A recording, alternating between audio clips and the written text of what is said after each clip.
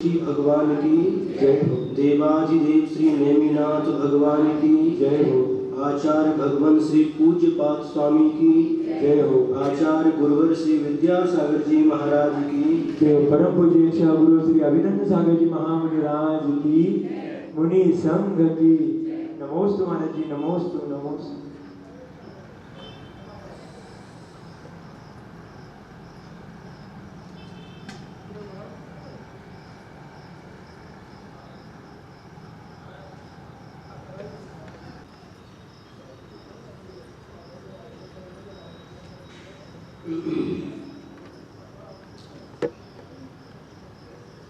कल श्लोक के माध्यम से आचार्य पूज्यपाद स्वामी ने हम लोगों के लिए समझाया था कि काल का व्यतीत होना,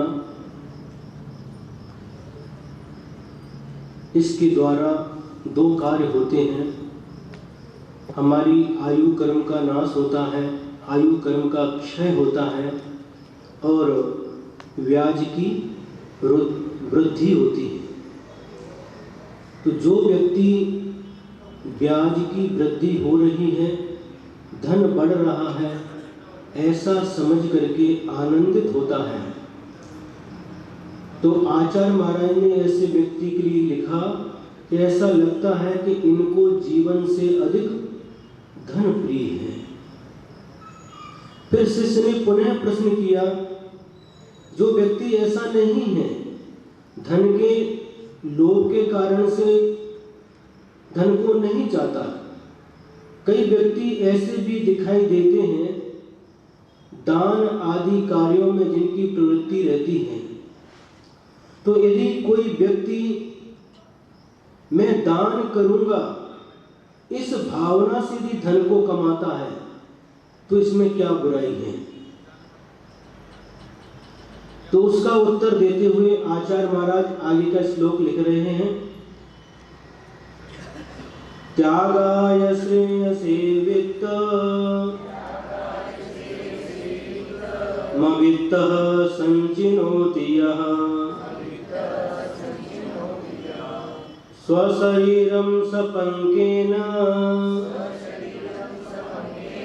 स्नास्यामीति विलिम्पति।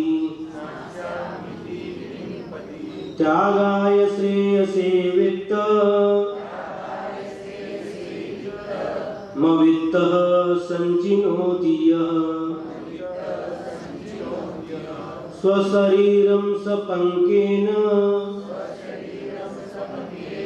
स्नास्यामीति विलिम्पति। त्यागाय श्रेयसे वित्त मवित्तः संचिनोति यः स्वशरीरं सपंकेन स्नास्यामीति विलिम्पति।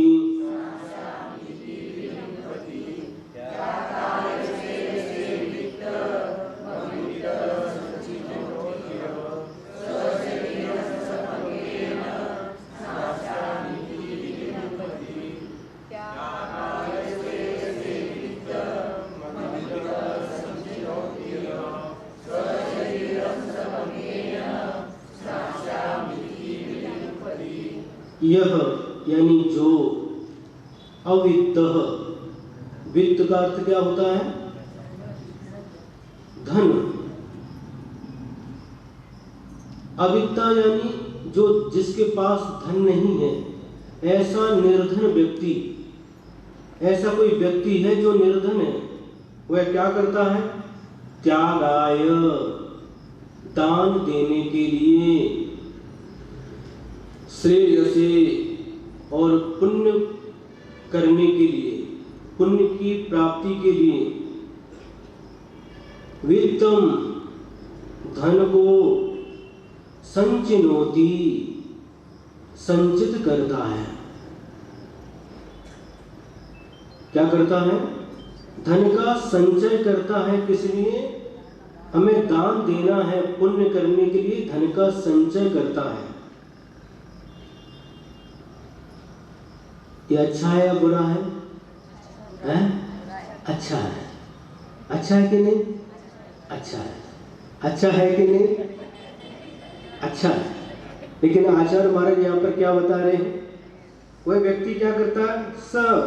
सह वह व्यक्ति स्नास्यामी, स्नान करूंगा, अंगोड़ करूंगा, वो क्या बोलते हैं? अंगोड़ कराइच, त्यामुळे क्या करता है? स्नान करना है, स्नान करूंगा, इति इस प्रकार से सोच करके स्वशरीरम अपने शरीर को पंकेन, पंक यानी कीचड़, कीचड़ चिक्कल, चिक्कल मराठी में चिक्कल, तो पानी बरसता है और थोड़ा पानी बरसता है तो कीचड़ हो जाता है, और उस कीचड़ के द्वारा क्या करता है? शरीर पर लगा लेता है। एक व्यक्ति वहां से कहीं से गुजर रहा था और जहां पर चिक्कल था, कीचड़ था, एक व्यक्ति उस चिक्कल को उठा उठा करके अपने शरीर पर लगा रहा था। सिर के ऊपर भी लगाया, पेट के ऊपर भी लगाया, पीठ के ऊपर भी लगाया, पैरों में भी लगाया, हाथों में भी लगाया और चेहरे के ऊपर भी, जैसे आप लोग क्रीम लगाते हैं उसी प्रकार से उसने वो कीचड़ उठा करके पूरे शरीर में लगा लिया। तो जो व्यक्ति वहां से गुजर रहा था उसने पूछा, ए भाई, ये तुम क्या कर रहे हो? मैं कीचड़ को अपने शरीर पर लेप रहा हूं, लेप लगा रहा हूं कीचड़ का। कीचड़ का लेप क्यों लगा रहे हो? क्योंकि मुझे स्नान करना है, इसलिए कीचड़ का लेप कर रहे हैं। स्नान करना है, नहीं पहले गंदा होना, स्नान करना है, फिर पानी के द्वारा स्नान करके स्वच्छ होना।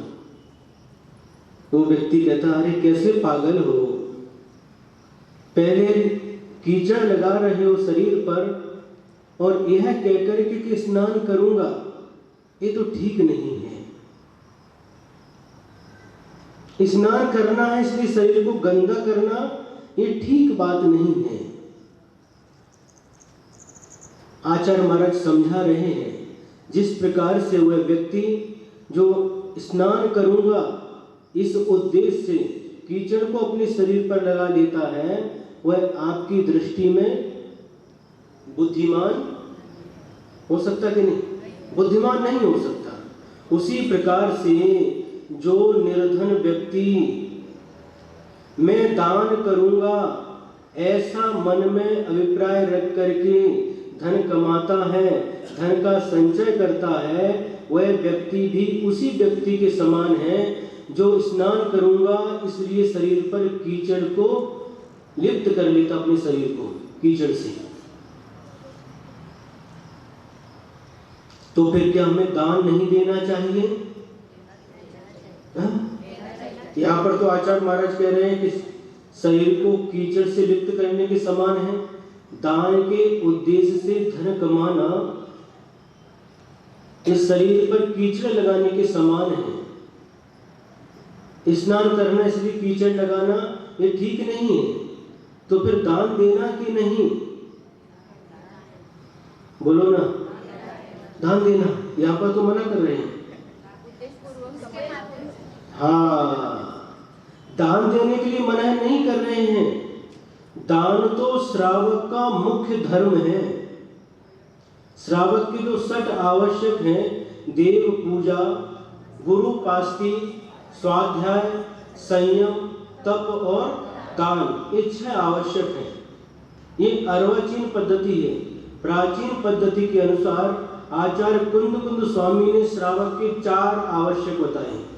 उन्होंने लिखा, देव पूजा, सत्पात्रों को दान, शील का पालन और उपवास। इस प्रकार से श्रावक का धर्म 4 प्रकार का हुआ करता है। इसमें भी दान भी है और पूजा भी है, और जो 6 आवश्यक हैं उनमें भी दान पूजा है। और यहाँ तक लिख दिया कुंद कुंद भगवान ने, दानम पूजा मुख्यम। ये दान और पूजा श्रावक का मुख्य कर्तव्य है। जिस प्रकार से आप लोग परीक्षा देने के लिए जाते हैं, एग्जाम होता है और प्रश्न पत्र आपके हाथ में आता है और आप लोग उस प्रश्न पत्र को पढ़ते हैं तो सबसे ऊपर लिखा रहता समय, कितने घंटे? 3 घंटे समय है, और विशेष सूचना लिखी रहती है उसके ऊपर, नोट। इस प्रश्न पत्र में से कोई से 5 प्रश्न हल करने हैं, किंतु क्या प्रथम प्रश्न अनिवार्य है। उस अनिवार्य प्रश्न के अंक नंबर भी अधिक मिलते हैं। महाराष्ट्र में होता कि नहीं ऐसा? होता है। जब हम पढ़ते थे तब ऐसा होता था।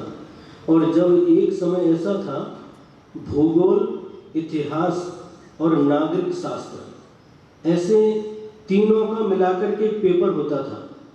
तो 3 प्रश्न खंड क, 3 प्रश्न उसमें जो भूगोल के रहते हैं, खंड ख में भी 3 प्रश्न और खंड ग में भी 3 या 2 प्रश्न। तो उसमें नोट में लिखते थे कोई से 5 प्रश्न हल करने हैं, किंतु खंड क में से 2 प्रश्न, खंड ख में से 2 प्रश्न और खंड ग में से 1 प्रश्न हल करना अनिवार्य है। अनिवार्य में वो अनिवार्य करना ही है। तो जो प्रश्न पत्र आया उसमें जो प्रश्न है, प्रथम प्रश्न अनिवार्य है। उसी प्रकार से श्रावक के लिए ये 6 आवश्यक हैं अथवा 4 आवश्यक हैं। उसमें दानम पूजा मुख्यम, दान और पूजा ये 2 मुख्य कर्तव्य हैं। अनिवार्य प्रश्न है, इसको तो आपको हल करना ही होगा। इनको छोड़कर के आप कितने भी करोगे प्रश्न तो उसका इतना महत्व नहीं रहेगा। दान और पूजा श्रावक का मुख्य कर्तव्य है।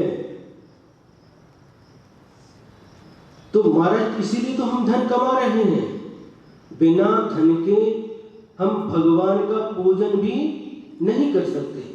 धन का मतलब जो द्रव्य लाएंगे, चावल है, लवंग है, बादाम है, तो उसमें धन की तो आवश्यकता होती है। तो बिना धन के हम द्रव्य कैसे लाएंगे? और सत्पात्रों को जो दान दिया जाता है उसमें भी धन की आवश्यकता पड़ती है। आहार दान देते हैं, इसके अलावा उपकरण पीछी का दान देते हैं, कमंडलू का दान देते हैं।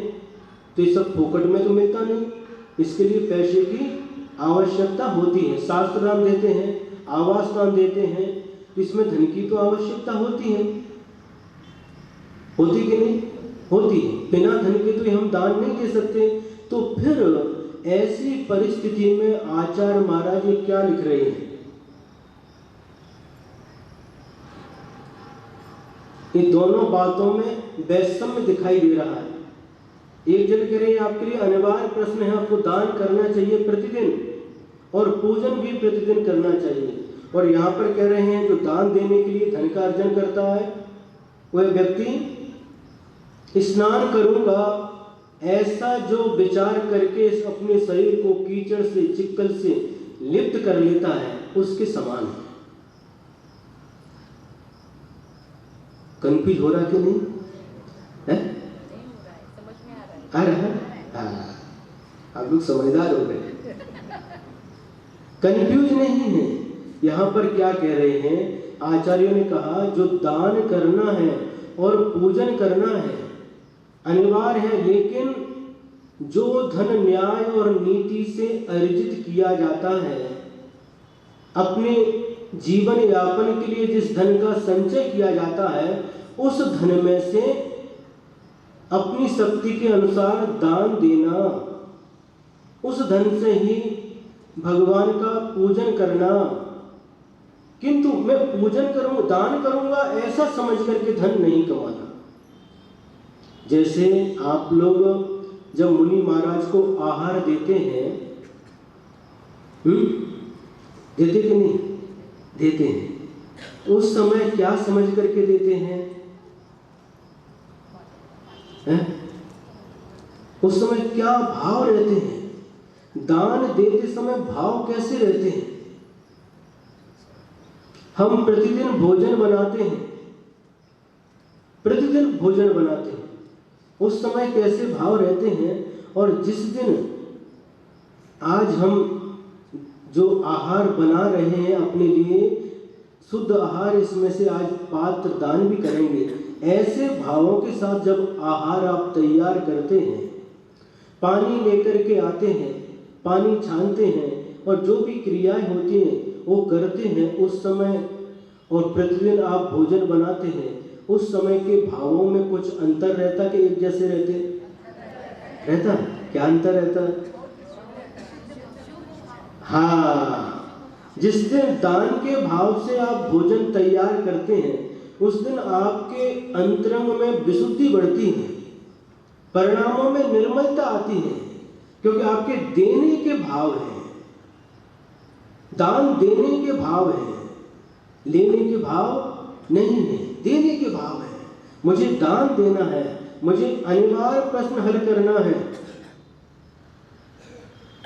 प्रश्न पत्र तो एक बार आया, एक बार लिख करके दे दिया, लेकिन ये ऐसा अनिवार्य प्रश्न है, प्रतिदिन करने के लिए कहा।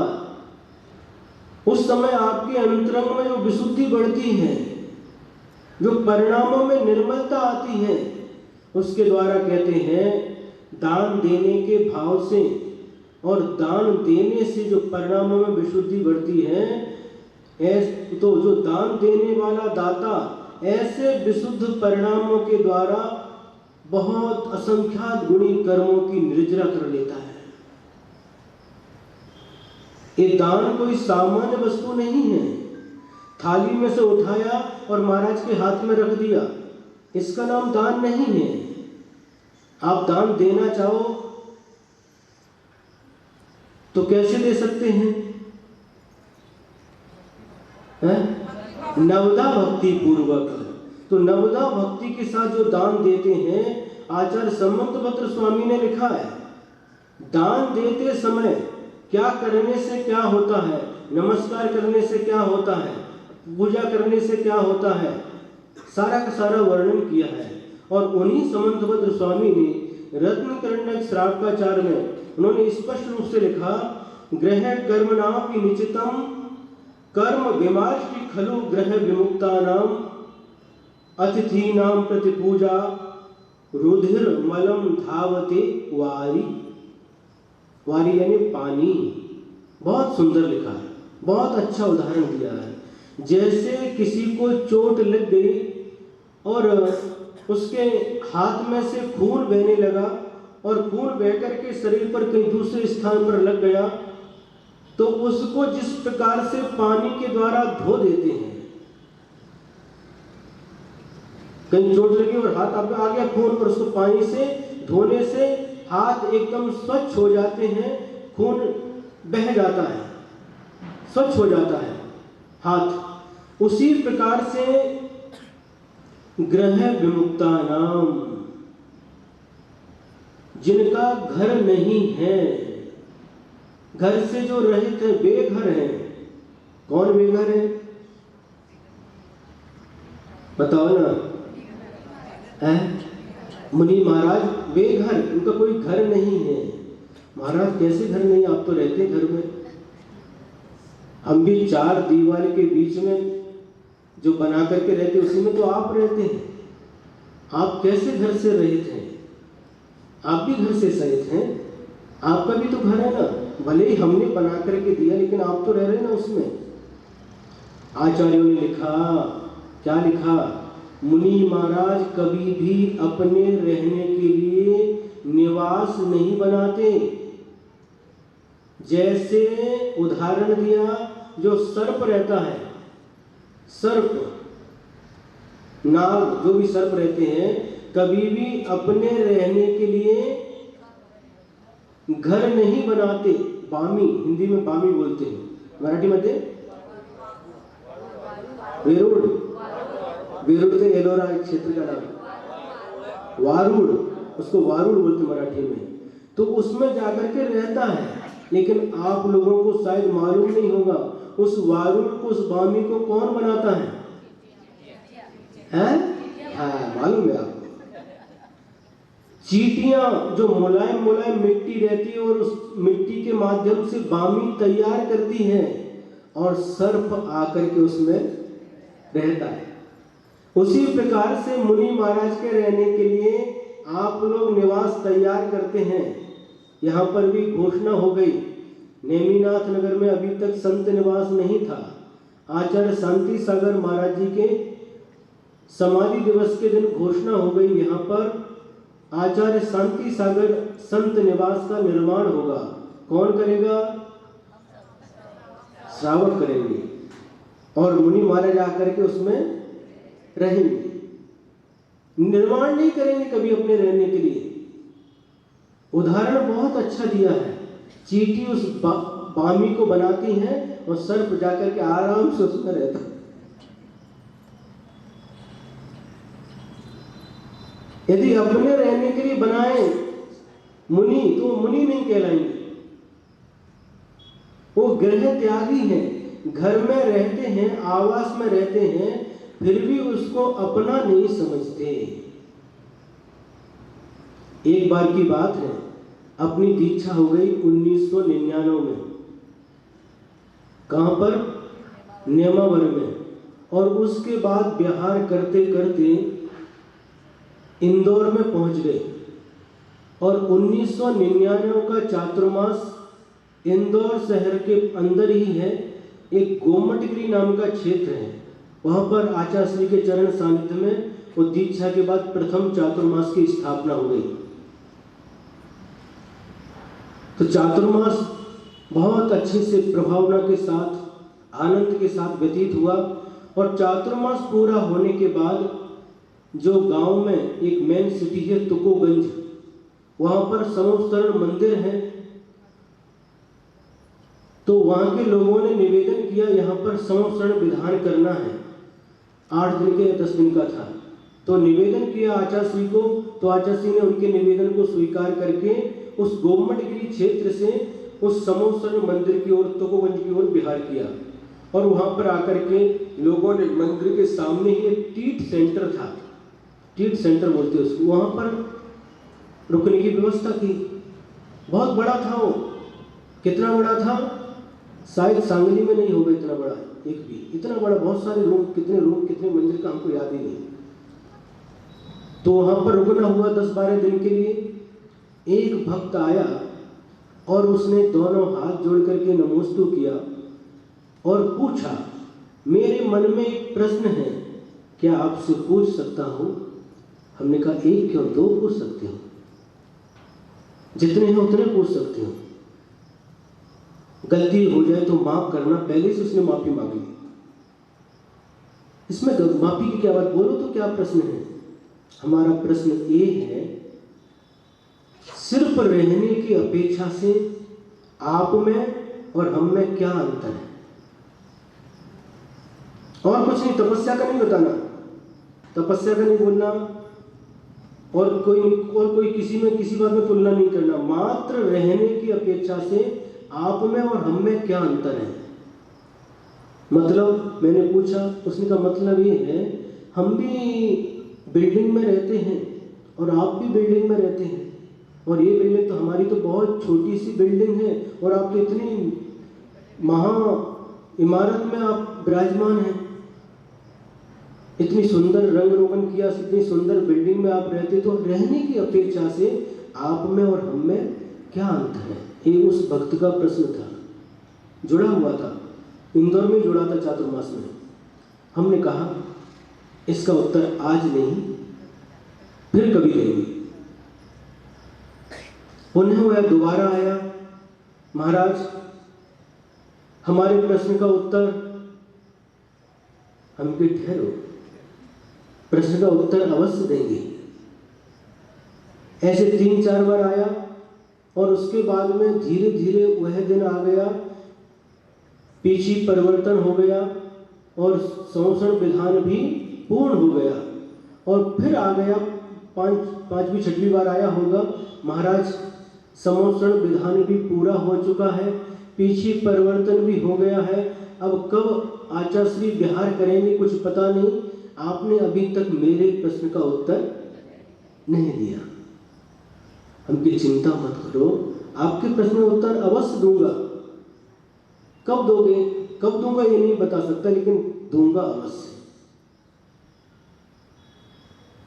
अब वह दिन भी आ गया जिस दिन गुरुदेव उस ट्रीट सेंटर को छोड़ करके पुनः वापस नेवावर की ओर विहार करने लगे।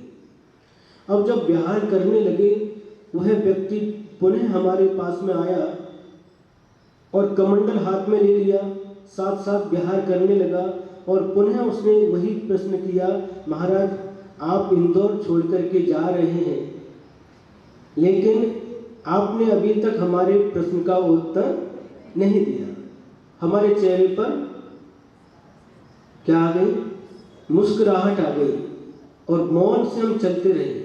वो भी साथ में आया और 12 किलोमीटर चलने के बाद में जहाँ रात्रि विश्राम करना था वह एक स्कूल था और उस स्कूल में क्या स्थिति थी, क्या परिस्थिति थी, जो उसके द्वार थे, दरवाजे, क्या बोलते हैं, लकड़ी के दरवाजे, ऐसे दरवाजे थे जिस रूम में रुके थे नीचे से खुले हुए थे।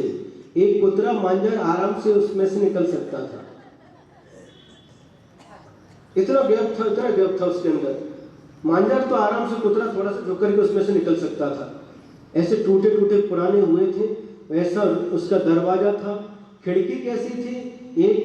2-3 खिड़की थी। एक खिड़की है, एक दरवाजा है, दूसरा नहीं है। दूसरे में भी यही स्थिति है। ऊपर खपरा,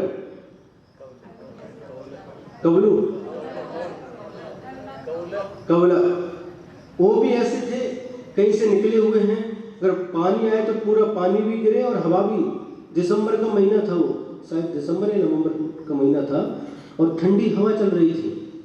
और जमीन कैसी थी? उसके ऊपर पाटे को रखा और उसके ऊपर बैठो तो पाटा ही डांस करने लगा। पाटा डांस कर रहा, इधर जा कोई बैलेंस नहीं बन रहा था ना, इधर जा तो इधर उड़ता, इधर बैलेंस, इधर वजन हुआ, पाटा डांस कर रहा था। यानी ऊंची नीची जमीन थी तो पत्थर वगैरह लगा करके उसको व्यवस्थित किया। अब वो बोलने लगा, महाराज हमारे प्रश्न का उत्तर। हमने कहा अभी अंधों का समय है, उन लोगों ने व्यवस्था की है, अंधों करके आ जाओ। अंधों म्हणजे वासा, आप लोग वासा बोलते शाम के भोजन को, और बुंदेलखंड में अंधो बोलते हैं। अंधो करके आ जाओ, बाद में आपके प्रश्न का उत्तर देते हैं, चिंता नहीं करना, आज ही प्रश्न का उत्तर आपको मिलेगा। और वह भोजन करने के लिए गया, सूर्यास्त होने के पहले भोजन करके वापस आ गया, नमोस्तु किया, गुरुदेव मैं जा रहा हूं। क्या? मैं जा रहा हूं। हमने आशीर्वाद दे दिया, कुछ बोला नहीं। गुरुदेव जो बालिका है, नींद लग गई क्या? नहीं आई? नींद नहीं करना, बहुत अच्छे से सुनो। अब उत्तर का समय आया तो गड़बड़ हो जाएगा, नींद लगेगी। अब उत्तर का समय आया, उसने नमोस्तु किया, गुरुदेव मैं जा रहा हूं, मेरे चेहरे पर प्रसन्नता आ गई, आशीर्वाद दे दिया। उसने पूछा, गुरुदेव अभी तक आपने हमारे प्रश्न का उत्तर नहीं दिया। हमने कहा बस यही आपके प्रश्न का उत्तर है। मतलब ये आपका प्रश्न क्या था? पहले ये बताओ, आपका प्रश्न क्या था? नींद आ रही? नींद नहीं, सुनो। आपके प्रश्न का उत्तर, प्रश्न क्या था? एक बार प्रश्न पुनः पूछो। उसने कहा, महाराज हमने कहा था कि रहने की अपेक्षा से आप में और मुझ में क्या अंतर है? आप भी इस बड़ी बिल्डिंग ट्रीट सेंटर में रह रहे हैं, इतनी बड़ी बिल्डिंग में, हम तो छोटी बिल्डिंग में रहते हैं, रहने की अपेक्षा से क्या अंतर है? हमने कहा बस यही अंतर है। मतलब समझा नहीं? मतलब ये आप वापस आए, यहाँ तक छोड़ करके वापस जा रहे हैं। कहाँ जा रहे हैं? उसी घर में। लेकिन हमने वो ट्रीट सेंटर छोड़ने के बाद उसकी तरफ वापस मुड़ करके एक बार भी देखा क्या? नहीं देखा। बस यही अंतर है। और दूसरी बात ये है, 10, 12, 15 दिन हमको स्ट्रीट सेंटर में आप रोज दर्शन करने आते थे, और आज जो हमें ये स्कूल मिला है, ये नीचे से टूटा है, कुत्ता बिल्ली भी उसमें से जा सकता है, एक खिड़की पे दरवाजा है, ऊपर नहीं है, ऊपर से खप्पर भी निकले हुए हैं, जमीन ऊंची नीची है। उस समय जब आप हमको इतने बड़े स्ट्रीट सेंटर में देखते थे, और आज इस टूटी फूटी झोपड़ी में स्कूल में देख रहे हैं, क्या मेरे चेहरे की प्रसन्नता में कोई अंतर दिखाई दे रहा है? नहीं महाराज, वो जो प्रसन्नता वहां थी वही प्रसन्नता यहाँ है, बस यही अंतर है।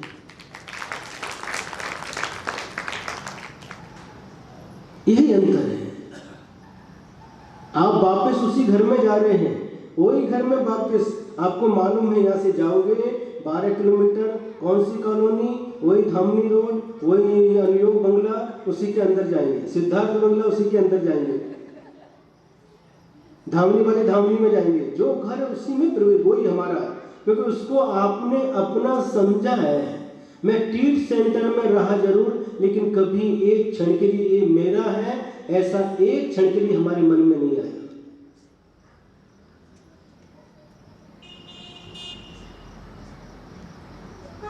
बात समझ में आ रही कि नहीं?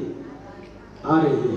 तो ऐसे मुनि महाराज इस आवास में रहते हैं, लेकिन कभी इसको अपना नहीं समझते, और आप रहते हैं, लेकिन आप उसको, ये माझा सुमेरु बंगला,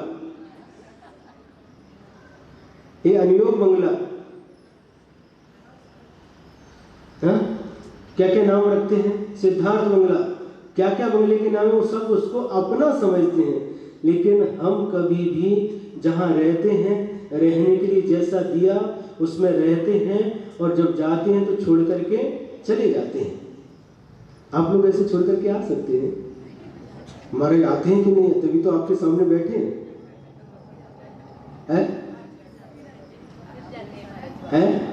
हमारे आते हैं, लेकिन उसमें ताला लगा करके आते हैं, और ताला लगाने के बाद भी हाथ से पकड़ करके खींच करके देखते हैं अच्छे से लगा कि नहीं, और चाबी उसको अपने साथ में रख करके लेकर के आते हैं।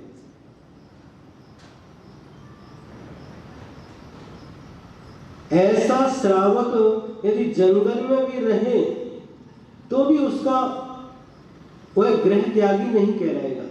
और मुनि महाराज इनका त्याग करके भी ऐसे आवास में रहते हैं, जो आप लोग देते हैं उसमें रहने के बाद भी वह गृह विमुक्ता नाम, घर से रहित होते हैं, बेघर होते हैं। बेघर शब्द कैसा लगता है? अच्छा लगता है? नहीं लगता। महाराज बेघर ही होते हैं। महाराज आपको अच्छे नहीं लगते?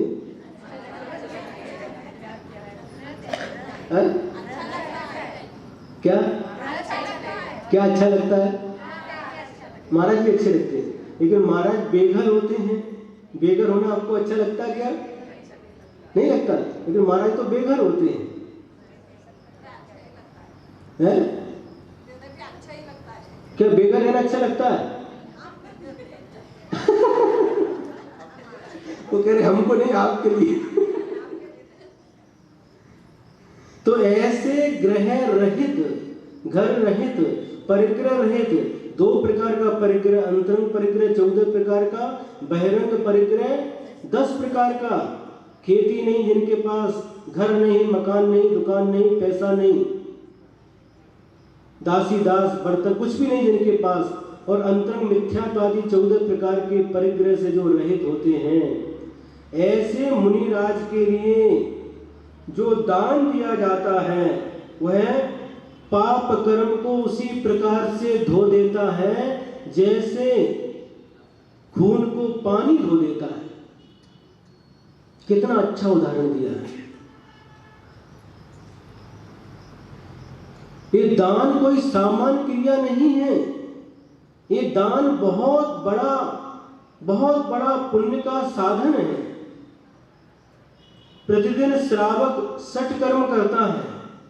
60 कर्म म्हणजे बोलो ना, कौन कौन से?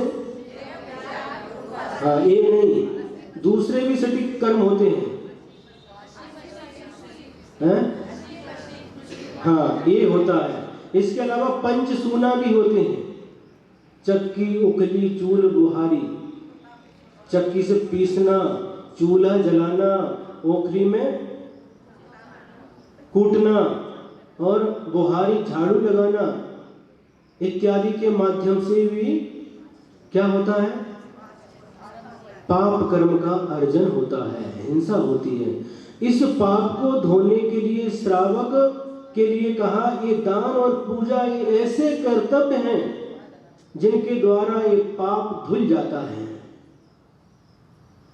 कैसे धुलता है?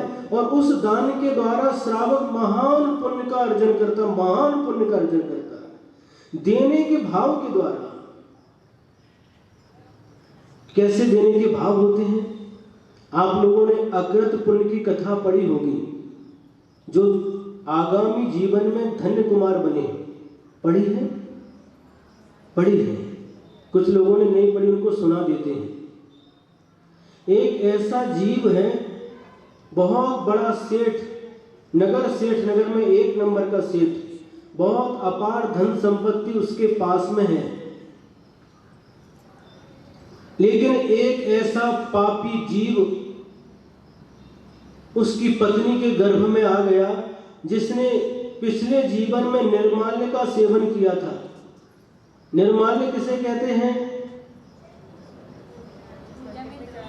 जो पूजा में चढ़ाया वो भी है, लेकिन जो दान दिया वह भी निर्माल हो गया। आपने बोला 1 लाख रुपए दान, और 1 लाख रुपए दान देने के बाद में यदि उस दान का उपयोग करते हैं तो वह निर्माल्य सेवन का दोष है, निर्माल्य है। मैंने जो एक बार बोल दिया, जो दान दिया उसका अपने लिए उपयोग करते हैं तो ऐसा धन निर्माल्य की कोटि में आता है। तो उस व्यक्ति ने निर्माल्य का सेवन किया था और उस पाप के फल से मां के गर्भ में आते ही सारी की सारी धन संपत्ति समाप्त होती जाती है। उस सेठ का मरण हो जाता है, इस बच्चे का जन्म होता है, उसकी जो मां रहती है और मां कहती है कि जब से ये बेटा मेरा गर्भ में आया है तब से मेरे दिन पलट गए। मैं सेठ था, नगर सेठ की पत्नी थी, और आज इसके गर्भ में आने के बाद सारा का सारा धन कहां गया? पति भी चला गया। ऐसी परिस्थिति बन गई। इसका नाम रखना चाहिए अकृत पुण्य। जिसने पुण्य नहीं किया, पाप किया, ऐसा उसका नाम अकृत पुण्य रखा जाता, नामकरण। और कभी एक दिन वह देखती है, उसका वह बच्चा जब थोड़ा सा बड़ा हो जाता है, माँ दूसरे के यहाँ काम करके अपना उदर पोषण करती है, उस बच्चे का भी उदर पोषण करती है। एक दिन माँ देखती है कि वह बच्चा जूठन में से कुछ उठा करके खा रहा है। जूठन मंजे का है जो आप लोग खाते हैं ना, खाने के बाद जो कुछ बचता है उसको फेंक देते हैं, उसको कुत्ता खा लेता है या कौवा वगैरह आकर के उसमें से खा करके जाते हैं। तो उस जूठन में से उठा करके अकृत पुण्य कुछ खा रहा था, और उसको देख करके उसकी माँ की आंखों में आंसू बहने लगते हैं। वह विचार करती हैं, ये नगर सेठ की पत्नी में और ये नगर सेठ का बेटा, आज ऐसी परिस्थिति बन गई कि जूठन में से उठा करके खा रहा है। माँ की आंखों में आंसू आ जाते हैं और माँ कहती है, जिस स्थान पर, जिस गांव में इसने इतनी प्रतिष्ठा के साथ में इतने लोग सम्मान देते थे, ऐसी स्थान पर हम रहे हैं, अब ऐसे स्थान पर जूठन खा करके रहना अच्छा नहीं है। ऐसी दरिद्र अवस्था यहाँ पर प्राप्त हुई है जो अब अच्छी नहीं। जिन लोगों के बीच में कभी कभी क्या होता है, हम जिन लोगों के बीच में बड़े ठाट बाट से कभी रहते थे, और जब परिस्थिति बदल जाए और उन्हीं लोगों के बीच में फिर जब परिस्थिति के अनुसार हमें दूसरे से मांगना पड़े, तो जो रोज देने वाला था और आज वही दूसरे के सामने हाथ फैलाए तो अच्छा नहीं लगता। इज्जत से रहना उसने सोचा। माँ ने अब ऐसे स्थान पर जाना जहाँ पर कोई पहचान का ना हो, और अपने बेटे को साथ में लेती है और निकल पड़ती है उस घर को छोड़ करके, गांव को छोड़ करके, और चलते चलते चलते एक स्थान पर विश्राम के लिए पेड़ के नीचे बैठ जाती है और वहीं से ईंट इकट्ठी करती है, लकड़ी इकट्ठी करती है। बेटे से कहते बेटा कुछ प्रबंध कर दे, कुछ खाने के लिए ला। तो देखता वो बच्चा अकृतपूर्ण जाता है और जाने के बाद देखता है एक खेत है और खेत में बहुत सारे लोग काम कर रहे हैं और उससे पूछता है इस काम करने से क्या मिलता है। तो जो खेत का मालिक है प्रतिदिन चना देता है, जितना परिश्रम करते उसके अनुसार चना देता, चना नहीं हरभरा। तो ठीक है मैं भी काम करूंगा, और वह भी काम करता है और काम करता है। शाम को जब उस सेठ का खेत का जो मालिक था उसका जो काम करने वाले कामगार मजदूर थे उनको मजदूरी दे रहा था ये चना, तो ये लड़का उसको नया दिखाई दिया और वह पूछने लगा कि अभी तक ये लड़का कभी आता नहीं था, आज ये कैसे पहली बार दिखाई दे रहा है। तो सब लोग बोले जो साथी थे आज ही आया है और आज इसने सुबह से हमारे साथ में काम किया। अच्छा, तो उन्होंने उसका परिचय पूछा कि फलाने नगर का फलाने सेठ का बेटा हूँ, और ये जैसे ही उसने परिचय दिया उस खेत के मालिक के पैर के नीचे की जमीन खिसक गई। उसको अतीत याद आने लगा, स्मृति झूलने लगी उसके सामने, अतीत में वो खो गया। उसने विचार किया वो सेठ था और मैं उस सेठ के घर में नौकरी करता था, उस सेठ के घर में मैं नौकरी करता था। आज उसी सेठ का बेटा हमारे खेत में मजदूरी कर रहा है।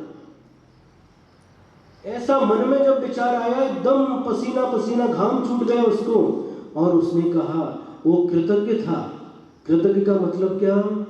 किसी ने हमारे लिए अच्छा किया, हमारे ऊपर उपकार किया, तो हमें भी उसके लिए उपकार करना, उसका अच्छा करना। वह मन में सोचता है। क्या सोचता है? एक कृतज्ञता गुण बहुत बड़ा गुण होता है, बहुत बड़ा गुण होता है। किसी ने हमारे लिए अच्छा किया, उसके लिए अच्छा करना। कल हमको एक उदाहरण सुनने को मिला, कल परसों ही एक बाहुबली गणे हैं, तो एक बीके पाटिल सर है, बीके पाटिल सर, तो रत्नाकर बैंक में जो अभी 2-4 दिन पहले उलागड्डी के दोस्त थे, क्या नाम? आरवाड़े। तो उन वहाँ पर उन बैंक में सर्विस देते थे। बीके पाटिल ने कहा ये लड़का बहुत अच्छा है, इसको भी बैंक में सर्विस पर ले लो, जॉब लगा दो। तो ये बात सुन करके उन्होंने किनको बाहुबली गणे को उस बैंक में रख लिया, जॉब दे दिया, और उस कुछ भी लिया नहीं। और इसके पहले किसी को दूसरे को लगाया था तो 3.5 लाख रुपए उनसे लेकर के उनको जॉब दिया था। तो ये उनके अंदर ऐसी भावना, इन्होंने हमारे लिए ऐसा सहयोग किया, ऐसी परिस्थिति थी उस समय 1 रुपया भी नहीं लिया, तो अब हमें इनके लिए पूरा सहयोग करना है, आखिरी तक उनकी सेवा, उनको जो भी आवश्यक होता है, क्योंकि ये कहलाता कृतज्ञता गुण। इन्होंने हमारे लिए इतना बड़ा उपकार किया है, तो हमारा भी अब कर्तव्य होता है कि जब तक ये रहेंगे तो हम इनकी सेवा करेंगे। इसे कहते हैं कृतज्ञता गुण। तो उस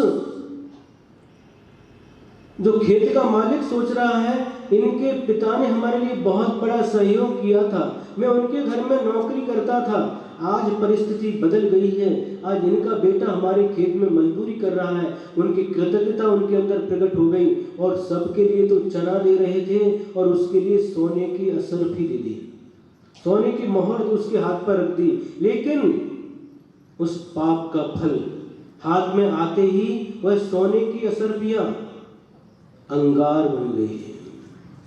अंगार म्हणजे जलता हुआ कोयला, और उसके हाथ में जाते ही कोयला बन गए, अंगार बन गए। वो हाथ छोड़ दिया उसने, अरे आप हमारे साथ कैसा मजाक करते हो, कैसी चेष्टा करते हो, सबके लिए तो आप चना दे रहे हो और हमारे लिए अंगार क्यों दे रहे हो।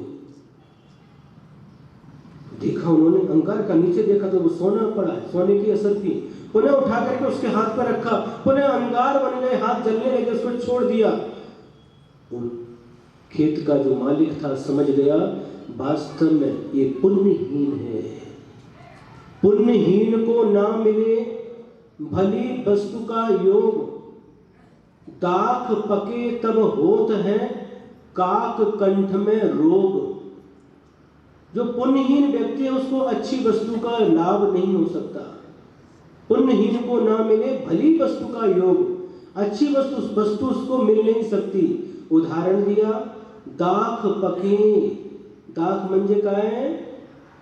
द्राक्ष। द्राक्ष इधर पास में बेड़क, आरग बेड़क है, वहां पर द्राक्ष के बगीचे हैं, उधर तास गांव में भी है, इस्लामपुर के आसपास। तो जब दाख को देख रहा हुआ कौवा, काक म्हणजे कौवा, कावड़ा, वो कौवा देख रहा है, अभी ये कच्चा है अंगूर, हिंदी में उसको अंगूर बोलते हैं, मराठी में द्राक्ष बोलते हैं, और सामान्य भाषा में उसको दाख बोलते हैं। अब देख रहा अभी ये कच्चा है और इस द्राक्ष को मैं पकने के बाद खाऊंगा, ऐसा विचार कर रहा। प्रतिदिन देखता है उसको, अभी थोड़ा कच्चा है, थोड़ा सा पकड़ा, थोड़ा पकड़ा, थोड़ा पकड़ा, डेली देखता है।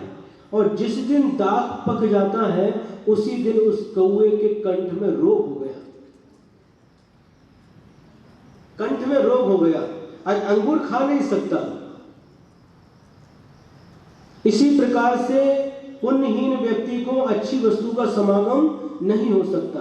अब उसने विचार किया इसके भाग्य में नहीं है, भाग्य को कोई बदल नहीं सकता, तो उसने कहा बड़ा कपड़ा, बेटा तेरे को जितना चना चाहिए भर करके ले जा, और पूरा जो सबको जितना देता उससे कई गुना उसको देते। और ये बांध करके ले करके जाता है, लेकिन उसमें से छेद होते जाते हैं, चना नीचे गिरते जाते हैं, और जब तक अपनी माँ के पास पहुंचता है थोड़े से चने बच जाते हैं। और माँ के सामने जाकर के वो चना रख देता है। माँ ने जो ईंट इकट्ठी की थी और उसमें लकड़ी लगा करके जो बर्तन था, पानी डाल करके चने को उसको उबाल करके स्वयं भी खाती है, बच्चे को भी खिलाती है, और पुनः वहाँ से आगे के लिए यात्रा प्रारंभ कर देती है। और चलते चलते एक नगर में आ जाती है, और वहाँ पर एक घर, जो बड़ी बिल्डिंग थी, उसके सामने आकर के बैठ जाती है। और उस घर का जो सेठ था उसके 7 बच्चे थे। कितने कितने? उंगली दिखाई दे रहे हैं? हाँ, 7 बच्चे थे, 7 लड़के थे। और लेकिन उसकी माँ मर गई थी, अचानक किसी कारण से माँ मर गई थी। तो सेठ जी ने देखा ये महिला कोई सामने बैठी है, अपने मकान में से ऊपर से खिड़की से देखा, और उसके साथ में एक बच्चा भी है। उसने नीचे उतर करके आया और उसको पूछा, आप कौन हैं, कहाँ से आए हैं और कहाँ जा रहे हैं? उसने अपनी पूरी घटना सुना दी, ऐसे ऐसे फलाने नगर सेठ की पत्नी हूँ, और ये मेरा बच्चा है, नगर सेठ का देहांत हो गया है, और अब उदर पूर्ति के लिए हम जा रहे हैं, जहाँ पर हमारे और हमारे बेटे की उदर पूर्ति होगी, खाने के लिए भोजन मिलेगा, पहनने के लिए कपड़ा मिलेगा, रहने के लिए मकान मिलेगा, वहीं पर जाकर के हम रहेंगे। तो सेठ सोचता है ये 7 बच्चे हैं हमारे, ये बिना माँ के हैं, तो अच्छा होगा इसको, इनका भी पालन पोषण, इसके बच्चे का भी पालन पोषण हो जाएगा, और हमारे 7 बच्चे जो बिना माँ के हैं इनको भी माँ का प्यार मिल जाएगा। तो उन्होंने कहा ठीक है, यदि आपकी इच्छा हो तो हम आपको अपने घर में रख सकते हैं, लेकिन अपने घर में नहीं रखेंगे, आपके लिए अलग से घर देंगे। आप यहाँ पर आना, स्वयं पाक करना, भोजन बनाना, आप हमारे बच्चों को भोजन कराना, आपके बच्चे को खिलाना, और आप भी खाना, और लेकिन रहने के लिए आप अलग दूसरे मकान में जो बताया वो उसमें रहना। ठीक है। अब प्रतिदिन उस घर में रहती थी, और इधर आकर के स्वयं पाक करना, इन 7 बच्चों को खिलाना, उसके पिता को खिलाना, अपना स्वयं खाना, बच्चे को खिलाना, सारा काम करती थी। एक दिन की बात है, घर में खीर बनी। क्या बनी? खीर, अच्छी खीर बनी। खीर बनाई है और 7 बच्चे खीर खा रहे हैं, और जो 8वां बच्चा जो इसका है अकृतपुन वो भी खीर मांगने लगा, तो 7 बच्चों में से एक बच्चे ने उसके गाल पर चांटा मार दिया और बच्चा रोने लगा। जब बच्चा रोने लगा उसी समय सेठ का आगमन हो गया और सेठ ने पूछा, ये तुम्हारा बच्चा क्यों रोता है? तो उसकी मां पहले तो कुछ बोली नहीं। जब सेठ ने दोबारा पूछा तो बोली, ये बच्चा भी खाने के लिए खीर मांग रहा था, लेकिन इस एक बच्चे ने उसको चांटा मार दिया, इसलिए रो रहा है। ऐसी बात है, कोई बात नहीं, लो ये चावल लो, ये दूध लेके जाओ और मेवा मिष्ठान साखर क्या क्या जो लगता है जितना चाहिए लेकर के जाओ और अपने घर में खीर बनाओ और खीर बना करके इस अपने बेटे को पेट भर के खीर खिलाओ। वो लेकर के गई चावल साकर और उसमें जो भी मेवा मिष्ठान पड़ता सब लेकर के गई और घर में जाकर के वह चूल्हा जला करके एक पतीली में खीर बना रही है। खीर बन करके तैयार हो गई। अब पानी भरने के लिए कुआं पर जाती है और अपने बेटे अकृतपुन को कह जाती है, बेटा मैं पानी भरने के लिए जा रही हूँ। कहाँ पर? नल नहीं थे उस समय, कुआं, क्या बोलते कुआं, विहिर, विहिर विहिर, वहां पर पानी भरने के लिए जा रही हूँ। यदि इस बीच में कोई सत्पात्र आ जाए, कोई दिगंबर गुरु आ जाए तो उनको रोक लेना, मैं पहले उनको आहार दान दे करके बाद में तुझे खीर खिलाऊंगा। देखिए भाव, मां के भाव देखो। पहली बार घर में खीर बनी है और फिर भी भाव ये है कि पहले इसमें से हम अतिथि को दान कर दें, सदपात्र को दान दे दें, बाद में खीर खाएं। और बेटे को कह करके चली जाती है पानी भरने के लिए। बहुत बड़े पुण्य के योग से सामने से एक दिगंबर मुनि अपने कंधे पर आहार की मुद्रा में आते हुए दिखाई देते हैं और अकृतपुन घर के बाहर बैठा हुआ है।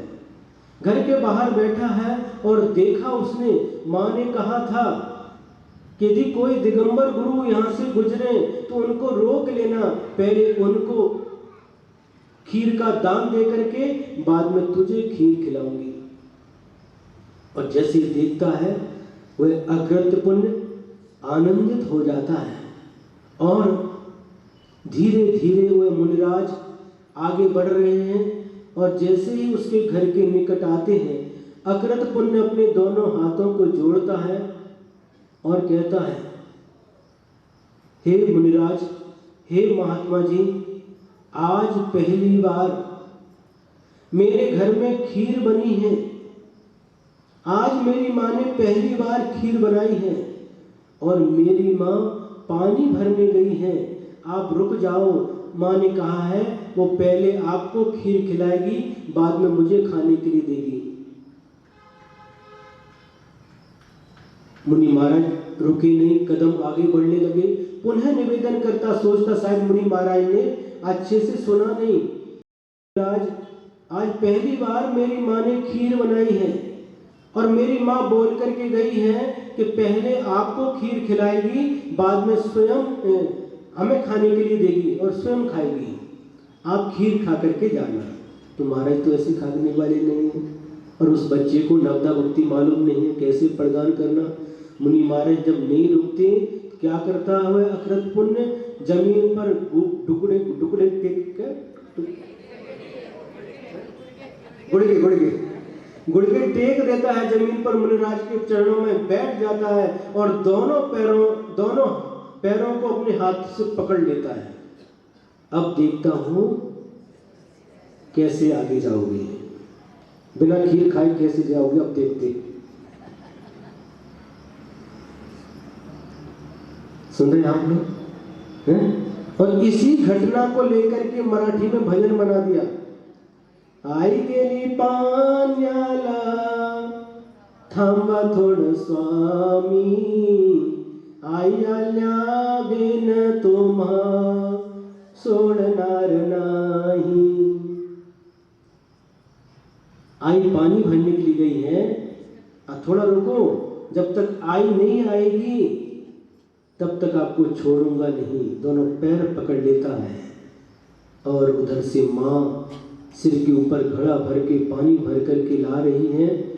और जैसे ही वह देखती है एक दिगंबर गुरु हमारे द्वार पर खड़े हुए हैं और अकृत पुण्य दोनों पैरों को पकड़े हुए हैं, देख कर के हर्ष से आंखों से आंसू बहने लगते, हर्षाश्रु। और आकर के हे स्वामी नमोस्तु नमोस्तु नमोस्तु, अत्र अत्र तिष्ठ तिष्ठ, आहार पाणी शुद्ध आहे, माझे घरी माझ्या हातून आहार घ्यावा, हार घ्या। ऐसे बोलते बोलते प्रदक्षिणा लगाती भक्ति भाव से। मुनि महाराज तो रुके हुए थे, भक्ति देख करके रुके तो हैं, उसके पीछे पीछे उसके घर की ओर जाते हैं। माँ उच्चासन देती है, पाद पूजा करती है, पाद प्रक्षालन करती है, अष्टक करती है और नव शुद्धि बोलती है, मन शुद्धि, वचन शुद्धि, काय शुद्धि। आहार पानी शुद्ध है, हमारा आहार ग्रहण करके मुझे कृतार्थ कीजिए। और मुनि महाराज अपने हाथ शुद्धि करके सिद्ध भक्ति कायुसर करके सिद्ध भक्ति पढ़ करके खड़े हो जाते हैं और माँ जो खीर बनाई है और मुनि महाराज को खीर का आहार देती है। और इधर ही अकृत पुण्य बाहर खड़ा छोटा है, बहुत आनंदित हो रहा है, आंगन में खड़े होकर के नाच रहा है। इतना आनंद आ रहा उसको मुनि महाराज का आहार देख करके, भाव विभोर हो रहा है, रोमांचित हो रहा उसका शरीर, आनंद आनंद आनंद, भरपूर आनंद। मुनिराज का आहार हो रहा है। माँ ने आज पहली बार खीर बनाई है, इसने कभी जीवन में खीर नहीं खाई, खीर का स्वाद उसको मालूम नहीं, आज पहली बार खीर बनी है।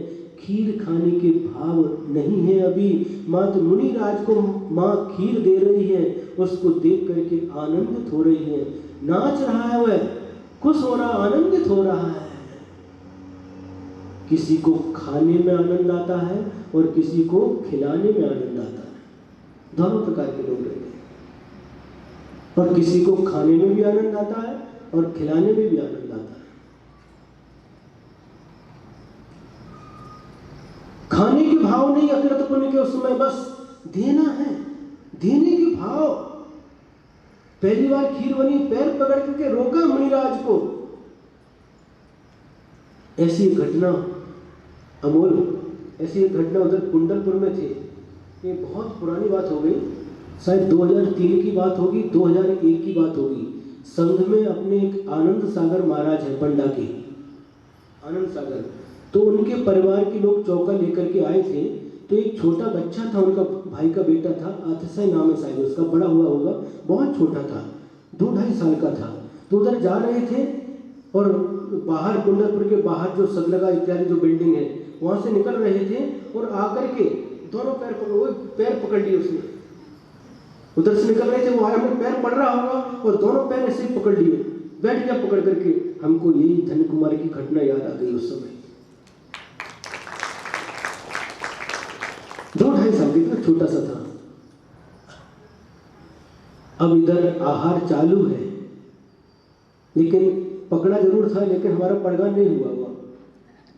पहले से महाराज का पड़गान हुआ था किसी का, वो अकेला बच्चा बाहर आया और पैर पकड़ करके ऐसे बैठ गया उधर रोड पर। अब इधर क्या हुआ, अकृत पुण्य जो दान दे रही है माँ, खीर दे रही है और उसको देख करके बहुत आनंदित हो रहा है। आचार्य कहते हैं इतना आनंद हुआ, इतना आनंद हुआ, और उस आहार दान को देखने से, आहार दान की अनुमोदना करने से उस अकृत पुण्य ने 700 पुण्य कर्म का बंद कर लिया।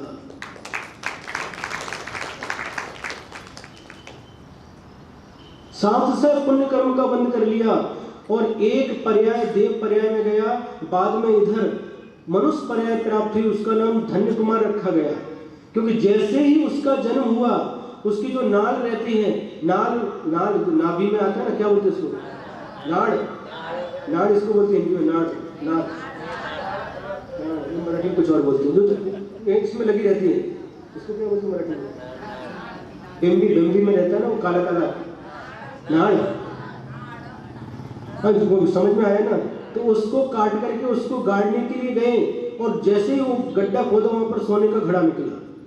अरे, नाड़ खोदने के बाद सोने का घड़ा निकला, ये तो बहुत धनवान है, ये बहुत पुण्यवान है। उसका नाम धन्य कुमार रख दिया। और जिधर जिधर गया, जिस जिसमें हाथ लगाया, मिट्टी सोना होती गई।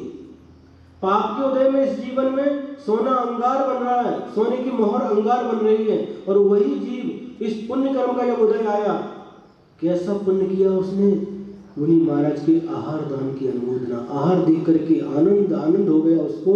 और आचार्य कहते हैं उसने ऐसे पुण्य कर्म का बंद कर लिया, अगले जीवन में जिसमें हाथ लगा था वो सोना बनता, मिट्टी में हाथ लगा तो सोना बनता। बहुत सारी जगह ऐसा हुआ है, क्योंकि समय ज़्यादा हो जाएगा, उसको सुनाएंगे तो बहुत आनंदित है। वो धन्य कुमार चरित्र बार बार पढ़ना चाहिए। हमारे जीवन का ये प्रथम ग्रंथ था। जब कोई धार्मिक ग्रंथ हमने पढ़ा था तो सबसे पहला ये ग्रंथ धन्य कुमार चरित्र था। पहले स्वाध्याय करते नहीं थे। घर में जो बुजुर्ग थे, अज्जा, इस स्वाध्याय करो, कुछ पढ़ो ऐसा बोलते थे। नहीं, हमारे पास समय नहीं है। फिर एक दिन बोले, ठीक है, एक पुस्तक लो, हमको पढ़ करके सुनाओ। एक जहाँ पर पैराग्राफ पूरा होता है, इतना पढ़ करके सुनाना। ठीक, इतना सुनाते हैं। एक दिन सुनाया, 2 दिन सुनाया, 3-4 दिन जब रुचि लगी तो एक दिन ऐसा मंदिर में बैठे बैठे पूरा 1 बज गया दोपहर का, पूरा करके ही आए। फिर कहने लगे दूसरा ग्रंथ दो, तीसरा ग्रंथ दो, लेकिन शुरुआत उसी से हुई थी। धन्य कुमार चरित्र बहुत अच्छा ग्रंथ है। इसमें पुण्य और पाप के फल का बहुत अच्छा चित्रण किया गया है। पुण्य के फल में वही जीव की क्या परिस्थिति है और पाप के फल में क्या परिस्थिति है, ये उसमें वर्णन किया गया है। और अकृत पुण्य ऐसे 700 पुण्य का बंद कर लिया, 700 पुण्य कि अगले जीवन में ही उसका पूरा परिवर्तन हो गया। ये आहार दान की महिमा है, आहार दान की अनुमोदना की महिमा है। जब आप आहार दान देते हैं, बनाते हैं, और आपने मान लो आपका फेवरेट वस्तु बनाई है, दही धपाटा है,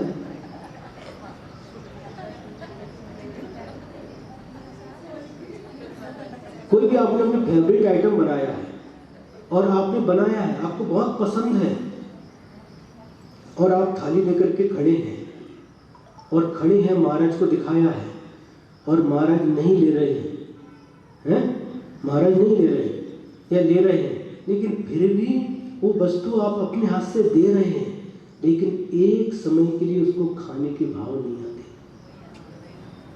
देते समय खाने के भाव नहीं आते, देने के भाव रहते हैं। बस यही देने के भाव जो होते हैं, यही पाप कर्म की निर्जरा को करते हैं, पाप को धोने में कारण करते हैं।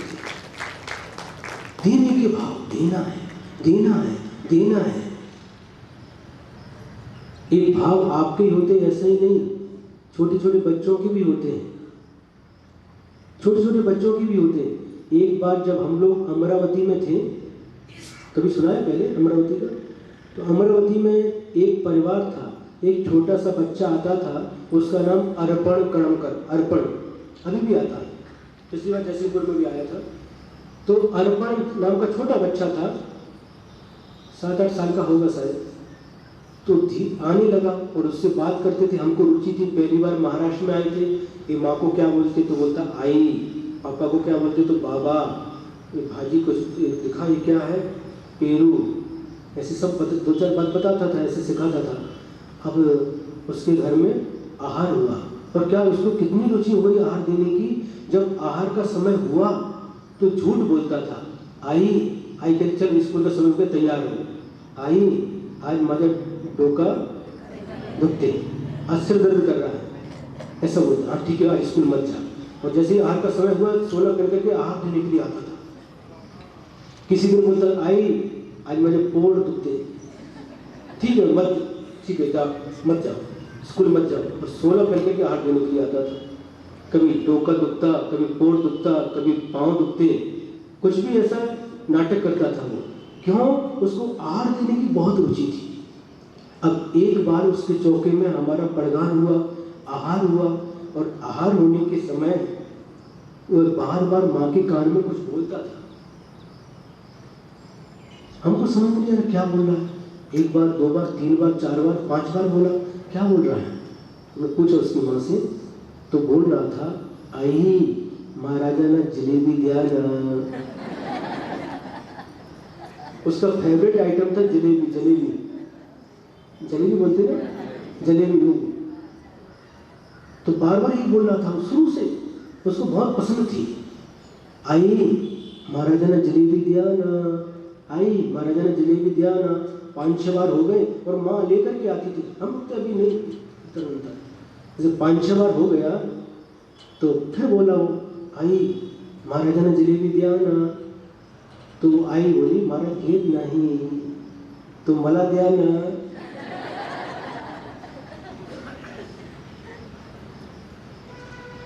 आई बोली, महाराज जी जलेबी नहीं ले रहे, तो फिर मुझको दो। महाराज जी ने तो मला दिया। लेकिन 5-6 बार उसने महाराज को दो, जलेबी दो, जलेबी दो, जलेबी दो, सब बोल रहा है। खाने के भाव नहीं, मांगा नहीं उसने। उसका फेवरेट आइटम, बार बार उसको उसी तरफ ध्यान है, जलेबी की तरफ भी ध्यान है, लेकिन महाराज को दो, महाराज को दो, बार बार बार करते। लास्ट में बोला, जब महाराज नहीं ले रहे तो मुझको दे दो।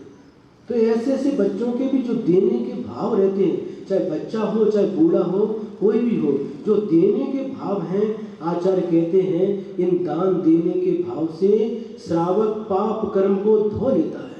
उसी प्रकार से जिनेंद्र भगवान, वीतराग भगवान का अभिषेक पूजन करके, इनकी भक्ति करके भी उसी प्रकार पाप को धो लेता है।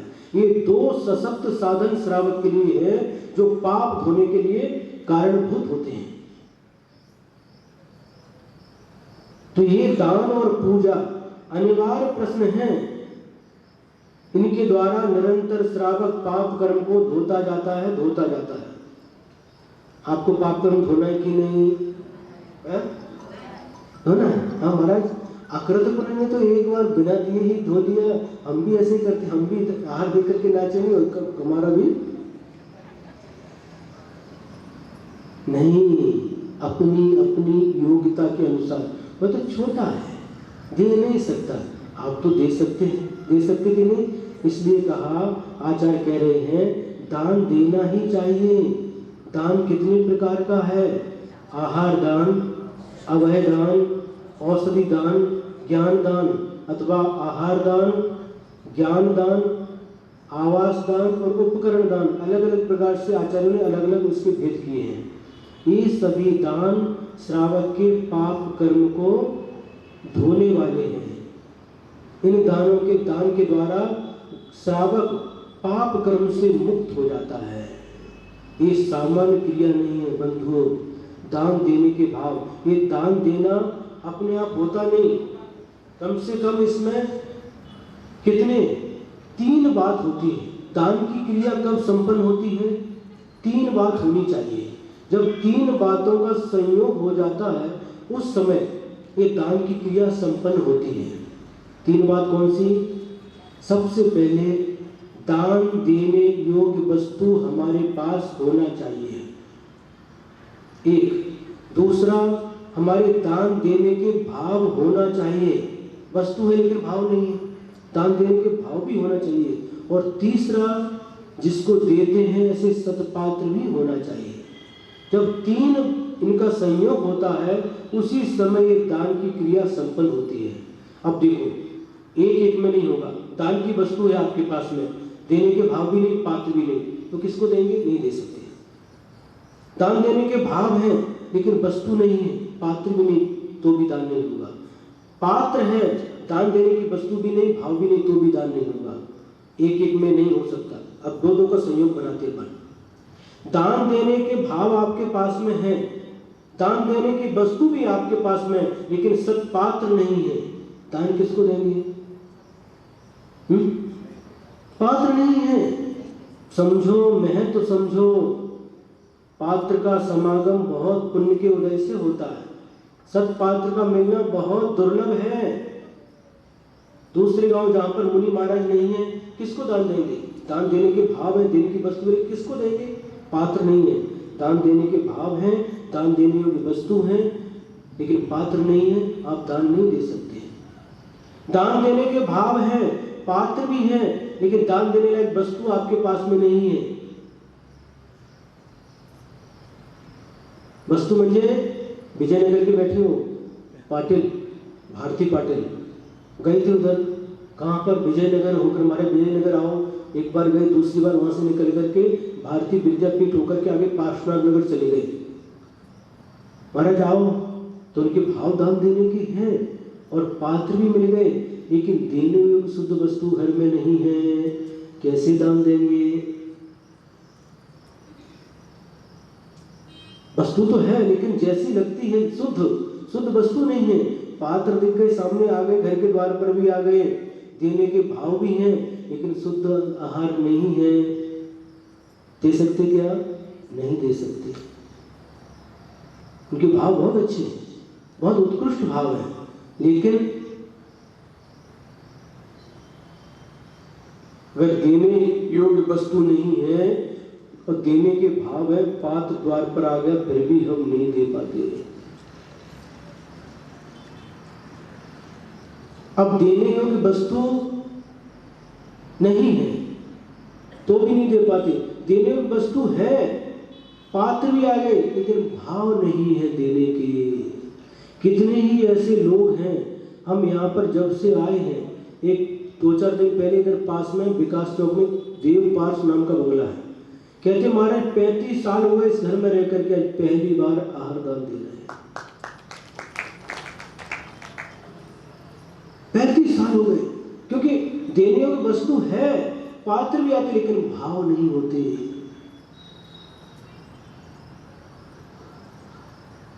धामनी में शुद्ध भोजन बना कर तैयार करके रखते हैं, हाँ? और भाव भी है, लेकिन पात्र नहीं मिले तो भी दान नहीं हो सकता।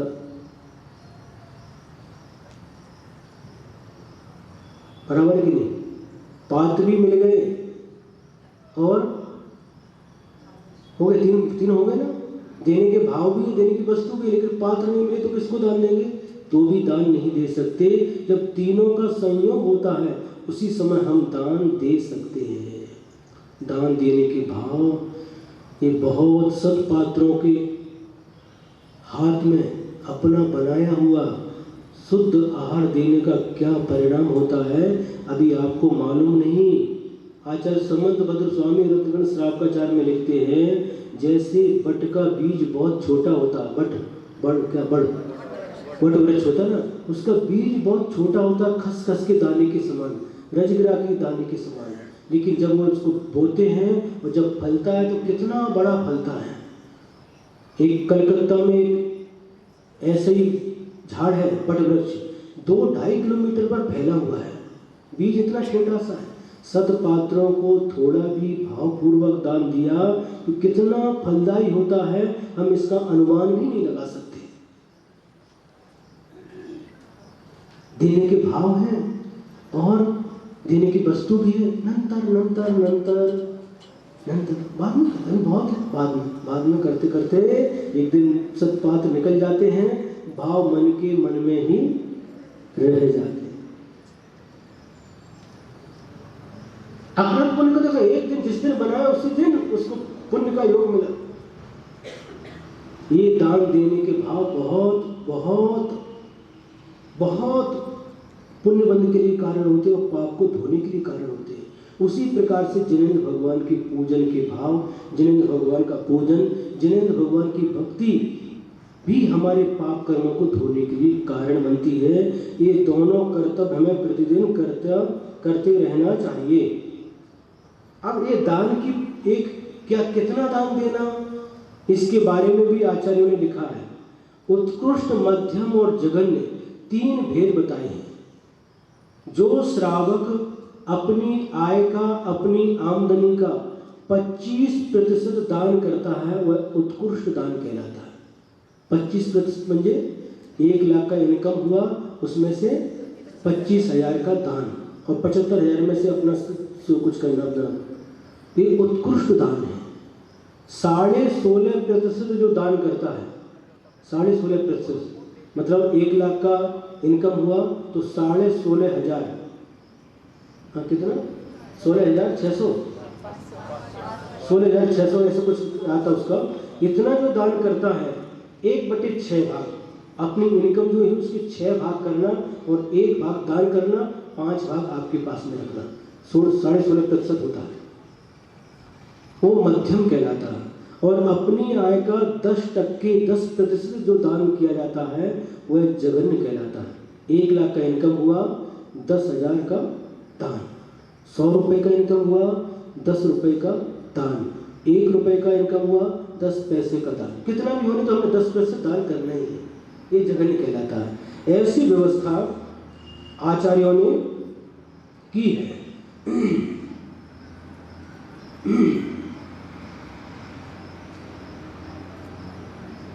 तो आचार्य यहाँ पर कह रहे हैं जो व्यक्ति क्या करता है, त्याग आय दान के लिए सत्पात्रों को दान देंगे, देव पूजा करेंगे, तीर्थ यात्रा करेंगे, परोपकार करेंगे, गुरुओं की वैयावृत्ति करेंगे इत्यादि भावना रख करके धन का संग्रह करता, धन कमाता है और ये भाव करता है कि इसके द्वारा जो धन आएगा इससे हम पुण्य का संचय करेंगे, वह व्यक्ति उस व्यक्ति के समान है जो स्नान करूंगा ऐसा संकल्प करके अपने शरीर को कीचड़ से लिप्त कर देता है।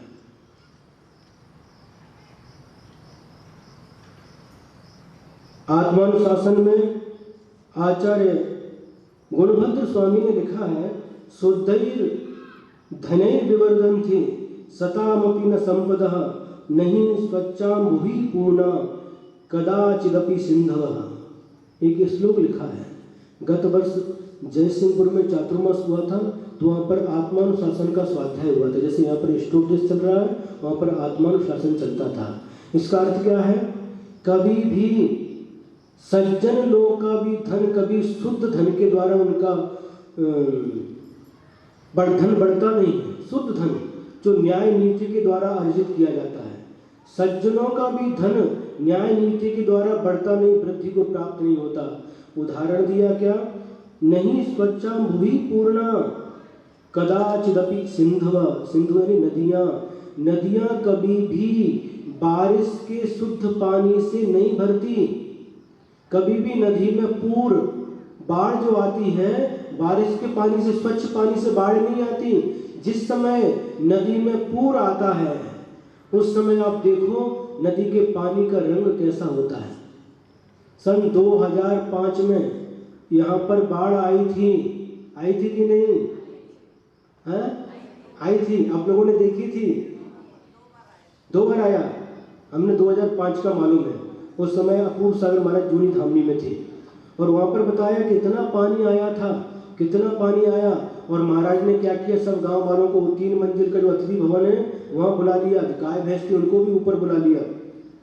और उस समय ये भी सुनने में आया प्लेन से, है ना, खाने के लिए लोग दे करके बिल्डिंग के ऊपर दे करके जाते थे। ऐसा पूर आया था कि नहीं आया था? बहुत जगह हमने सुना। समरोली जो गांव है वहाँ पर भी ऐसे ही हुआ।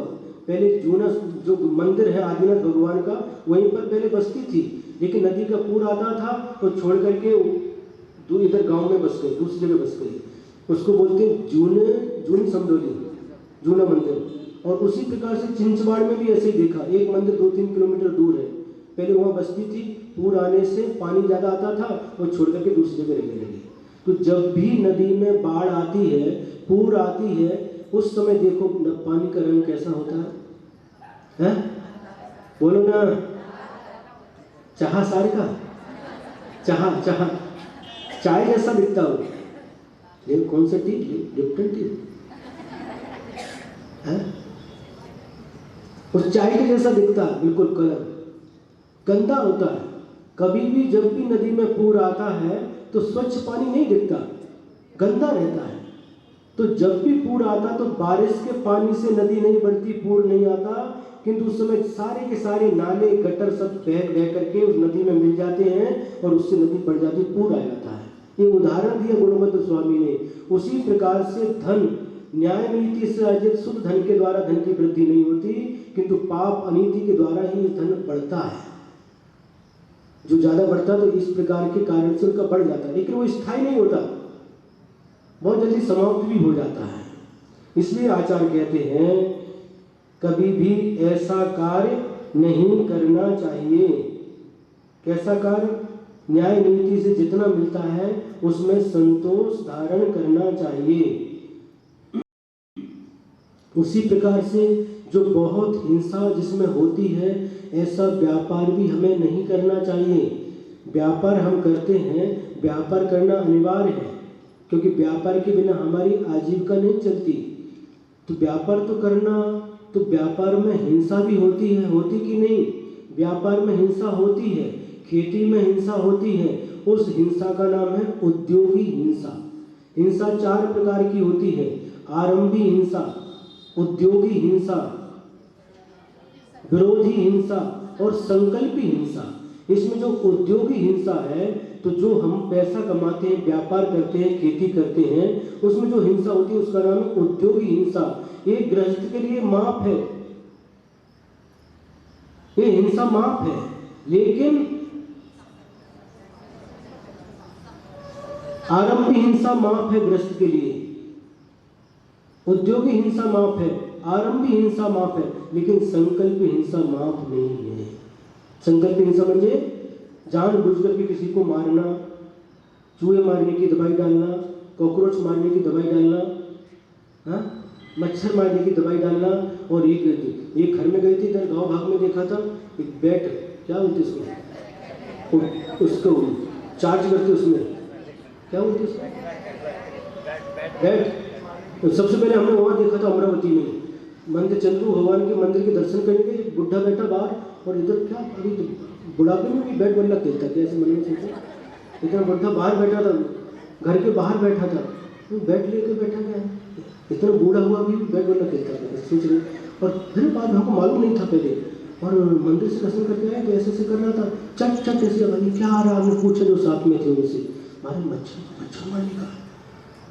उनको समझाया ठीक नहीं। इसी प्रकार से यहाँ पर भी सांगली में 2-3 घरों से, एक इधर कहीं आपका अनुयोग बंगला के आगे खरी क्लब है ना, खरी क्लब के पास एक उधर, वो उसी समय तोड़वा के रखा। इसको तोड़ो, अभी हमारे सामने तोड़ देंगे, नहीं अभी तोड़ो, तोड़ के फेंकवा दिया। अभी परसों गांव भाग में गए थे, 2-3 दिन पहले, शनिवार के दिन, हरिपुरा से गांव भाग, तो वहाँ पर भी एक व्यक्ति आए और हमारी माँ बीमार है, थोड़ा उनको आशीर्वाद दे दो, चलो वाह। और वहाँ पर देखा बैठ गया, किसने रखा? वो हमको गिफ्ट में मिला। ऐसा गिफ्ट कभी लेना नहीं, और तोड़ो हमारे सामने, तोड़ ताड़ करके फेंक दिए। ऐसी वस्तु का कभी भी उपयोग नहीं करना, क्योंकि ये संकल्पी हिंसा है। संकल्पी हिंसा कभी भी माफ नहीं है।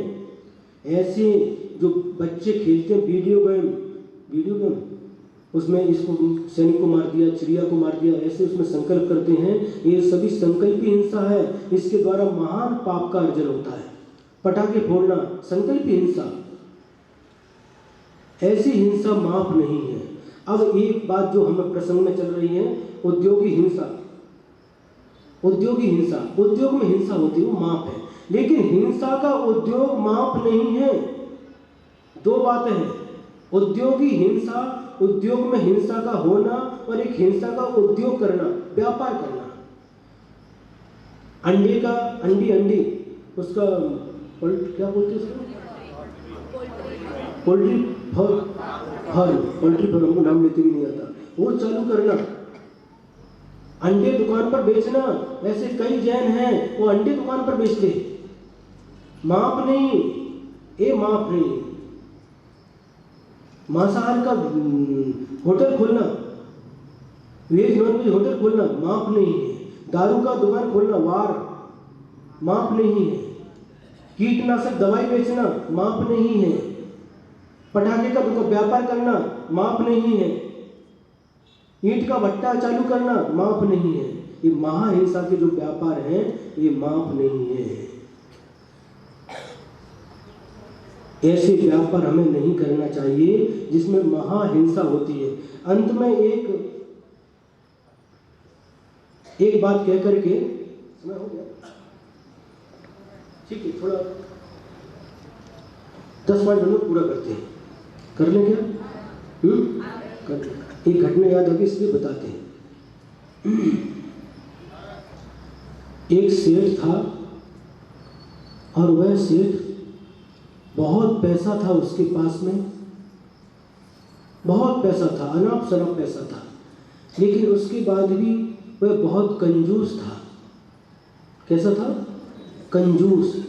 अच्छे से खाता भी नहीं था, अच्छे से पहनता भी नहीं था, अच्छे से खर्च भी नहीं करता था, ऐसा सेठ था।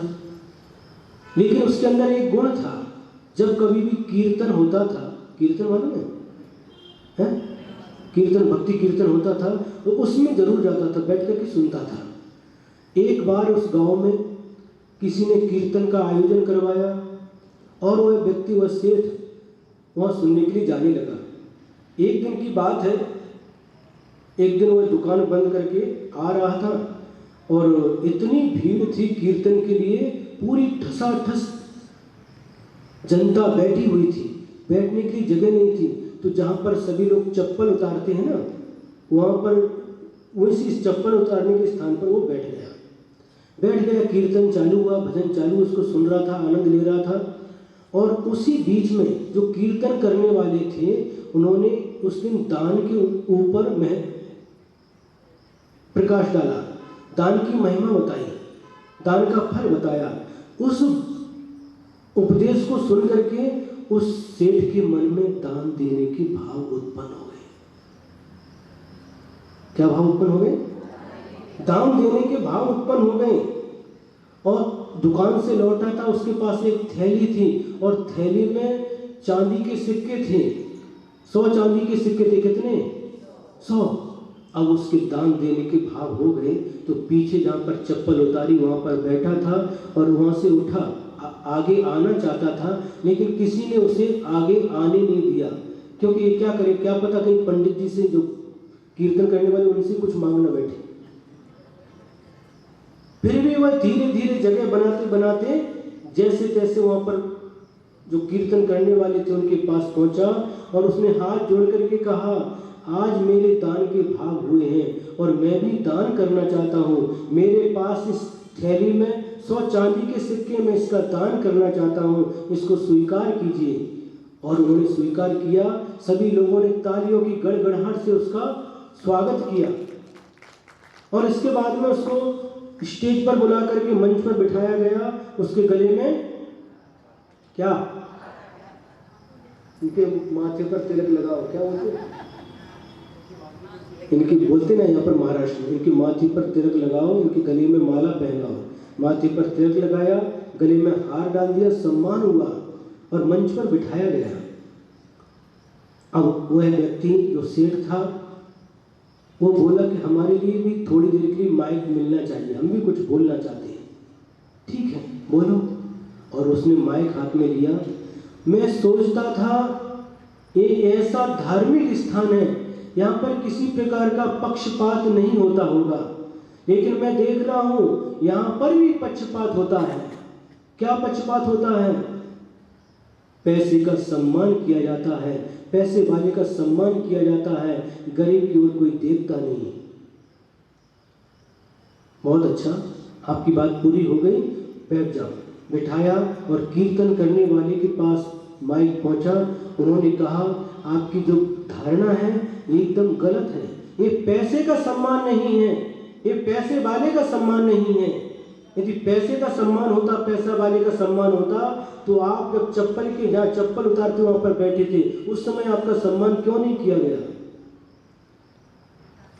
ये आपके दान का सम्मान है, आपके देने के भाव बने और आपने ये 100 सोने की असरफियां मोहरें दान में दी, उस दान का सम्मान है।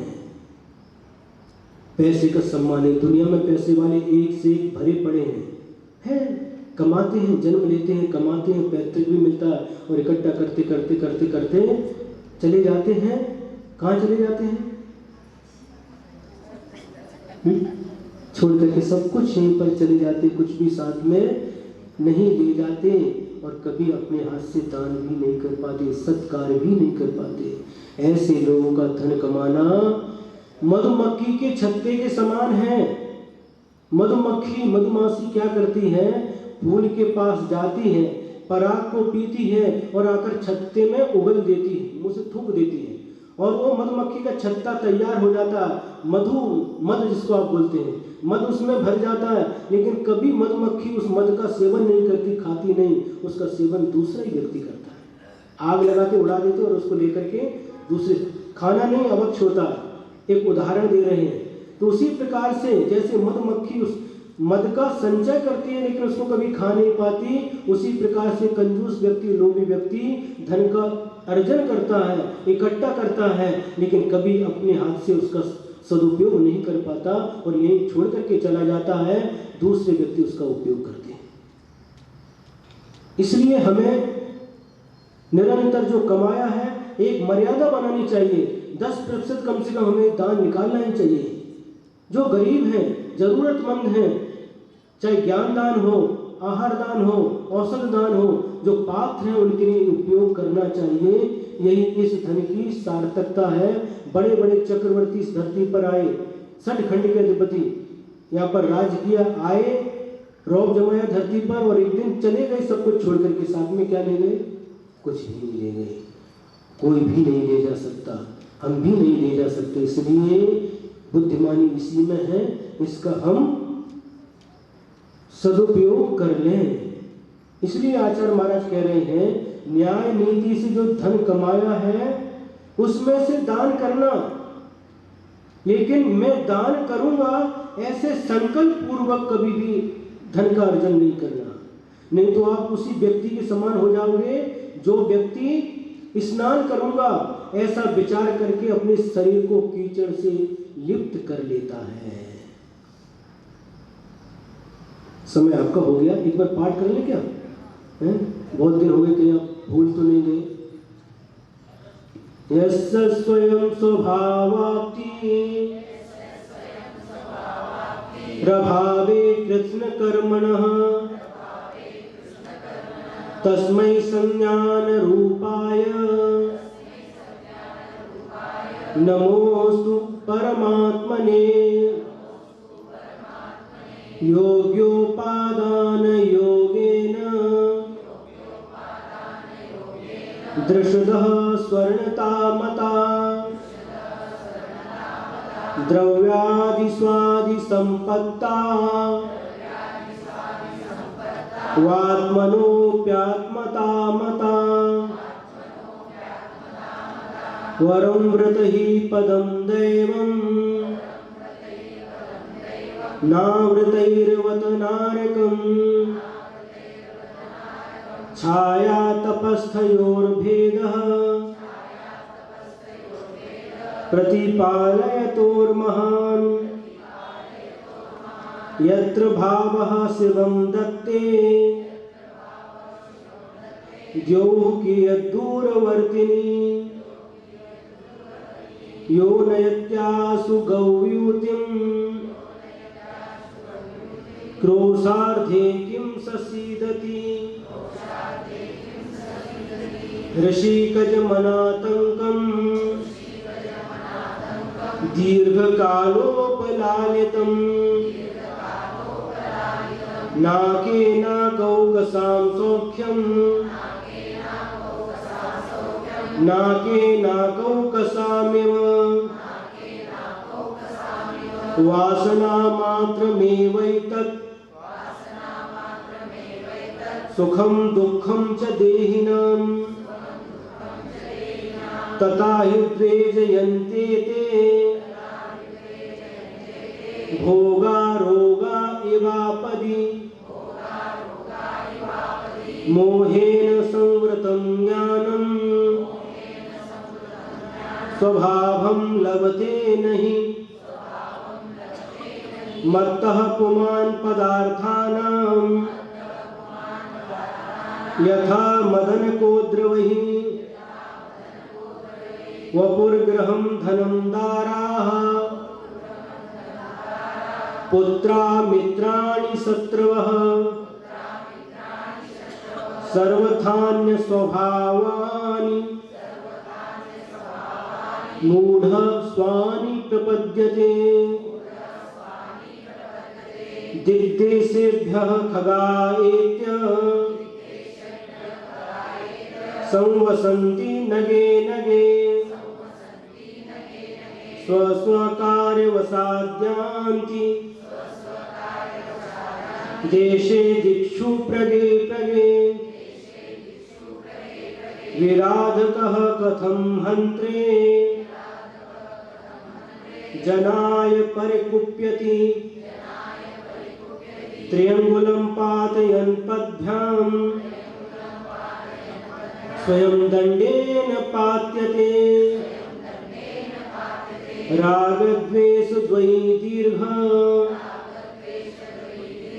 नेत्राकर्षण कर्मणा अज्ञानात् सुचिरं जीवः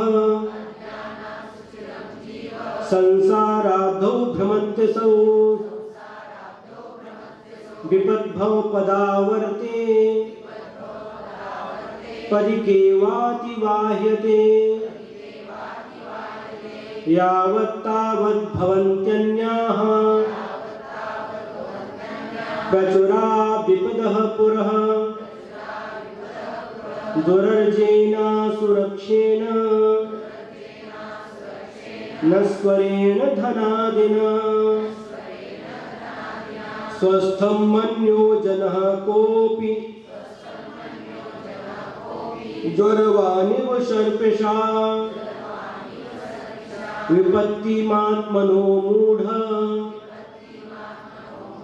परेषामिव नेक्षते दह्यमान् मृगाकीर्ण वनान्तरतरुस्थवत् आयुर्वृद्धि क्षयोत्कर्ष हेतुं कालस्य निर्गमम् वाञ्छतां धनिनामिष्टं जीवितात् सुतरां धनम् त्यागाय श्रेयसे वित्त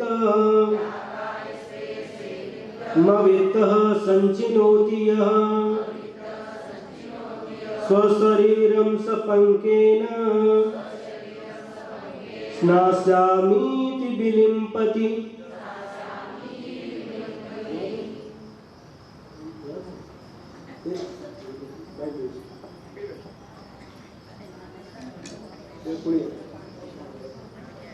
एक बार पूछना तो भूल तो नहीं गया।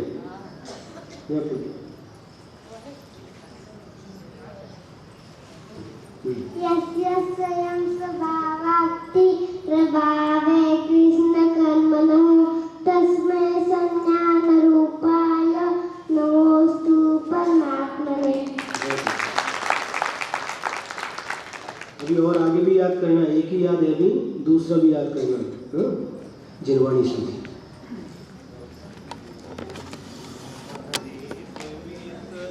प्रभुदेव तुम्हारे पवित्र मुख से निसृत जो शीतल वाणी जग जन मन के मन को धोती अतः कहाँ की जिनवाणी।